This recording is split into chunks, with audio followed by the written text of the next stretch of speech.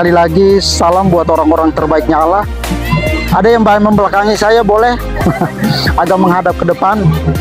Siang hari ini saya nggak lama, kurang lebih 3 jam. Gak apa-apa ya, kelewat dikit ya Kak Frank ya. Kurang lebih 3 jam nggak.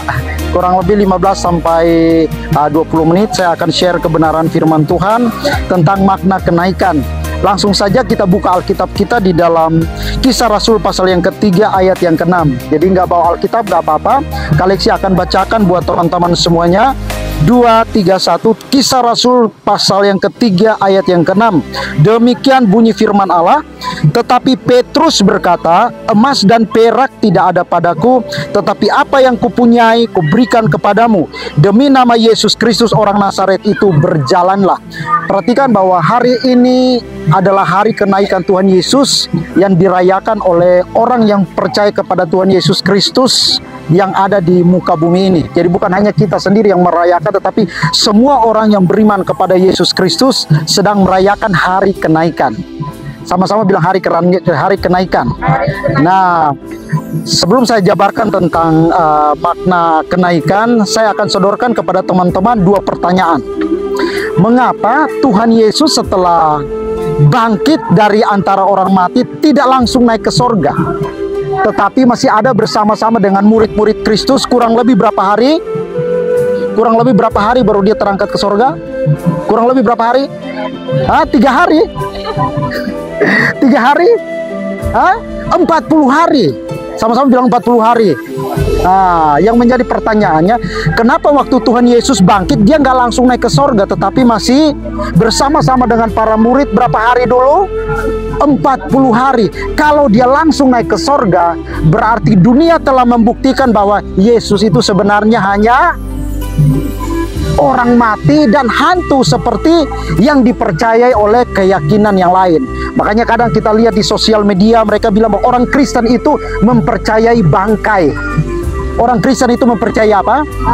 Mempercayai bangkai. Kalau seumpamanya Yesus Kristus mati terus dia bangkit, dia langsung naik ke sorga, berarti sia-sialah iman kita kepada Tuhan Yesus. Tetapi kenapa dia masih berada di muka bumi ini selama 40 hari? Itu membuktikan bahwa dia bukan hantu, dia bukan bangkai, tetapi dia adalah Tuhan. Dia adalah juru selamat. Nah, kita bersyukur bahwa Yesus Kristus telah mati dan telah bangkit dan naik ke sorga, menyediakan tempat yang terbaik buat kita. Itu pertanyaan yang pertama. Pertanyaan yang kedua adalah begini. Mengapa Yesus Kristus naik ke sorga? Dia titip pesan terakhir buat para murid, yaitu apa? Pergilah dan jadikanlah semua bangsa murid. Perhatikan ya, ada 2 pertanyaan. Pertanyaan yang pertama adalah, mengapa Yesus Kristus bangkit tidak langsung naik ke sorga? Karena dia bukan hantu. Untuk menggagalkan setiap argumen-argumen yang ada pada saat itu, argumen dari para ahli Taurat, orang-orang Farisi, dan tokoh-tokoh pemerintahan waktu itu. Jadi Yesus menggagalkan semuanya. Dengan cara apa? Dia bersama-sama dengan murid-murid selama 40 hari. Setelah itu baru dia terangkat ke sorga atau naik ke sorga.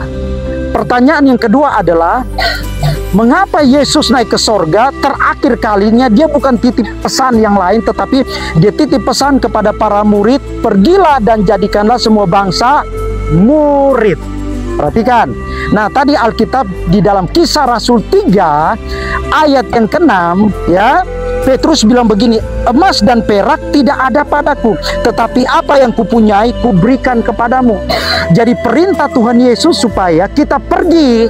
Untuk apa? Kita pergi untuk berfungsi. Sama-sama bilang berfungsi. Buat apa kita hanya sekedar percaya kepada Yesus Kristus tetapi kita tidak berfungsi? Nah, siang hari ini kita mau memberikan hidup kita, dan memberikan hidup kita ini adalah jawaban bahwa oh iya, Yesus bilang pergilah. Dan kita mau katakan sama Tuhan, oh Tuhan, saya siap untuk pergi. Sama-sama bilang pergi. Pergi kemana? Bukan pergi ke Lapo Tua. Ya, sekali lagi bukan pergi ke Lapo Tua ya. Pergi kemana? Ya bukan hanya sekedar pergi datang ke tempat wisata. Atau pergi kemana? Mungkin pergi ke luar kota. Oh bukan, ternyata Yesus bilang begini, pergilah dan jadikanlah semua bangsa murid. Karena murid-murid waktu itu mereka berfungsi, akhirnya kita orang-orang yang ada di Asia, kita bisa percaya dan beriman kepada Yesus Kristus. Itu karena murid-murid mereka semua berfungsi. Perhatikan ya, kata pergi, sama-sama bilang kata pergi. Kata pergi itu bukan mengandung arti yang pasif, tetapi aktif. Sama-sama bilang aktif. Aktif itu artinya begini, kita pergi berarti kita bergerak meninggalkan cara hidup kita yang lama. Bergerak meninggalkan cara hidup kita yang duniawi. Bergerak meninggalkan cara hidup kita yang sia-sia. Ini membuktikan waktu kita bergerak meninggalkan cara hidup kita yang sia-sia, cara hidup kita yang duniawi, cara hidup kita yang merugikan orang lain, suka ngomongin orang, ceritakan tentang kejelekan-kejelekan orang. Alkitab bilang begini, karena kita murid, kita harus berfungsi pergi. Berarti begini, kita pergi meninggalkan semua cara hidup kita yang lama. Amin. Jadi kalau sampai hari ini kita masih suka omongin orang, itu tandanya bahwa kita memang benar orang Kristen, tetapi kita belum juga pergi. Kita masih suka bermain-main dengan cara hidup kita yang duniawi. Kita masih suka bermain-main dengan cara hidup kita yang sia-sia, cara hidup kita yang merugikan orang lain, tidak menjadi berkat tetapi menjadi sandungan buat orang yang ada di sekitar kita. Jadi Yesus itu sebelum dia terangkat ke sorga, dia meninggalkan satu perintah amanat agung supaya semua kita yang beriman kepada Yesus Kristus itu harus berfungsi. Sama-sama bilang harus berfungsi. Harus berfungsi. Saudaraku, contoh, ini adalah apa nih? Colok. Ini adalah apa? Termos. Termos ini disediakan buat apa? Buat air apa? Bisa nggak diisi es ke dalam air dingin? Bisa, tetapi tidak berfungsi sesuai dengan kegunaannya. Termos ini fungsinya untuk taruh air panas. Makanya Kak Eli japri ke teman-teman, ibu-ibu tolong bawa termos yang isinya air apa? Air panas ya Kak Eli ya, bukan air dingin ya. Tujuannya untuk apa? Supaya kita bisa ngopi, bisa ngeteh, bisa santai. Jadi termos ini fungsinya itu tepat. Fungsinya tepat untuk apa? Untuk apa? Air panas. Begitu juga dengan kita murid Kristus. Kalau kita cuma beragama Kristen doang, kita nggak berfungsi secara tepat. Kita tidak berfungsi sesuai dengan amanat agung. Kita cuma bermain-main agama. Amin. Yesus sebelum dia terangkat ke sorga, dia meninggalkan pesan supaya semua ini kita berfungsi menjadi pengikut Yesus Kristus, bukan hanya sekedar menjadi pengikut sebuah agama. Kalau kita hanya menjadi orang yang menjadi pengikut sebuah agama, apa bedanya kita dengan orang di luar sana? Nggak ada bedanya. Cara hidup duniawi masih dilakukan. Kompromi dengan cara hidup duniawi masih dikerjakan. Suka bermain-main dengan dosa. Hobinya bikin dosa. Hobinya ngelukain orang. Hobinya merugikan orang lain. Ngomongin orang. Itu nggak tepat buat kita. Sama-sama bilang itu nggak tepat. Nah, jadi buat ibu-ibu atau teman-teman, Kaleksi titip pesan. Yuk sama-sama kita berfungsi tepat seperti amanat agung. Amin. Termos air panas dia berfungsi untuk menyimpan air panas, itu baru tepat. Nah, jangan sampai kita cuma beragama Kristen tetapi kita tidak berfungsi dengan tepat. Nah, saudaraku, Kaleksi akan tutup dengan Kisah Rasul 3 ayat 6. Petrus bilang begini, emas dan perak tidak ada padaku. Sama-sama bilang emas dan perak tidak ada padaku. Ada yang pakai emas hari ini? Ya, ada juga yang pakai. Tapi firman Allah mau memberikan pengertian buat kita bahwa ya, emas dan perak tidak ada padaku, tetapi apa yang kupunyai kuberikan kepadamu. Latar belakang kisah ini adalah Petrus dan Yohanes, mereka mau masuk beribadah ke bait Allah. Nah, di depan pintu gerbang bait Allah, di situ banyak orang sakit yang sedang duduk, minta untuk didoakan, minta supaya kalau bisa dapat sedekah. Itu yang mereka harapkan. Tetapi sama-sama bilang tetapi waktu Petrus dan Yohanes, mereka setelah mengalami kuasa kebangkitan Yesus Kristus, mereka masuk ke gerbang bait Allah, mereka sudah tidak lagi penakut. Sama-sama tidak lagi penakut. Nah, sebelum mereka mengalami kuasa kebangkitan Yesus Kristus, itu mereka penakut. Cuman omong kosong besar doang. Kayak si Petrus, omong kosong besar. Tadinya Petrus bilang begini, saya akan pasang badan untuk Yesus. Kalau yang lain boleh tergoncang imannya, saya tidak akan terponcang iman. Saya akan pasang badan buat Yesus. Tetapi apa yang terjadi? Petrus cuman omong besar. Pemberani tiba-tiba jadi pecundang. Tadinya mau pasang badan buat Tuhan Yesus, tapi waktu Tuhan Yesus disiksa, dianiaya, dihina, apa yang terjadi? 3 kali menyangkal Yesus. 3 kali menyangkal Yesus. Tapi kali ini Petrus berbeda. Waktu dulu Petrus mereka melayani orang sakit nggak sembuh-sembuh. Mereka balik ketemu Yesus.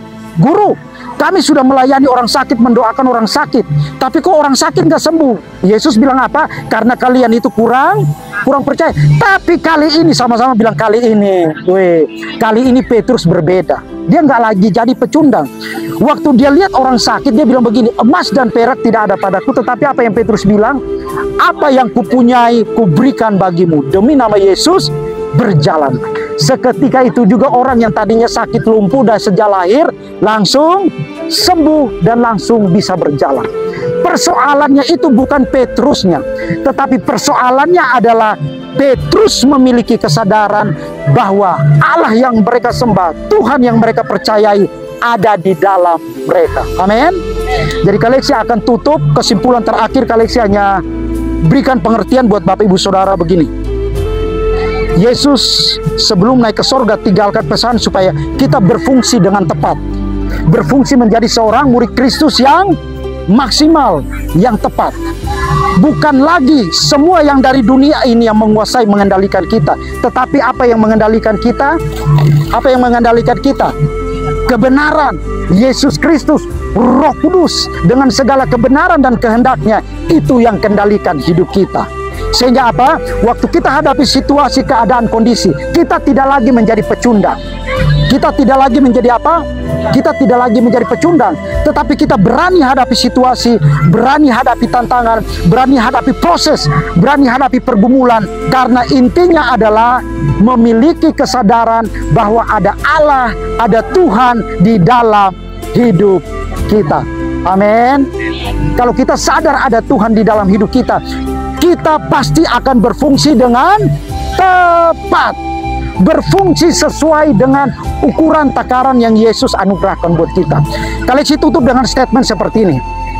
Allah yang kita sembah itu kira-kira maha kuasa nggak? Maha kuasa nggak? Oke, dia maha kuasa. Berarti kalau dia maha kuasa, dia bebas lakukan apa saja. Amin. Karena dia maha kuasa, dia berkuasa di bumi dan di surga. Deal? Oke, sekarang Kaleksi mau tutup dengan statement seperti ini. Allah yang maha kuasa itu tidak hanya sekedar berkuasa berdiam di sorga.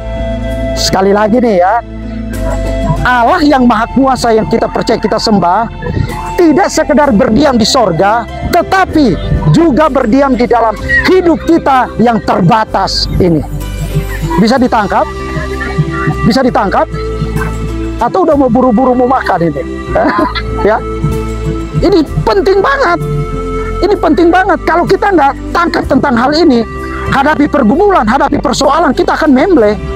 Kayak kerupuk, tinggal ditaruh di air, memble kita.